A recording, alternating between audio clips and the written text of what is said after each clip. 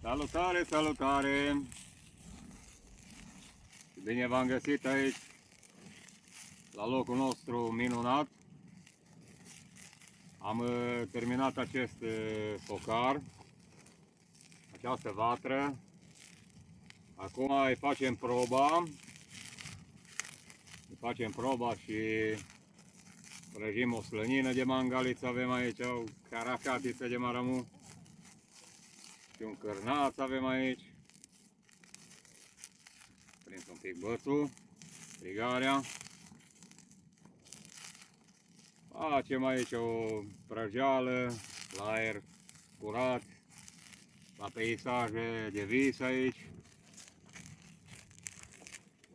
Am fost foarte curios să vedem cum funcționează vatra, dar merge foarte bine.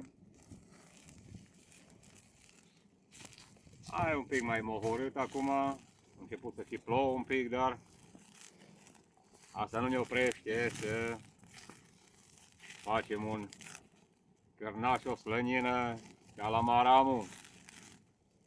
Dar nu mai bine rău la nimeni.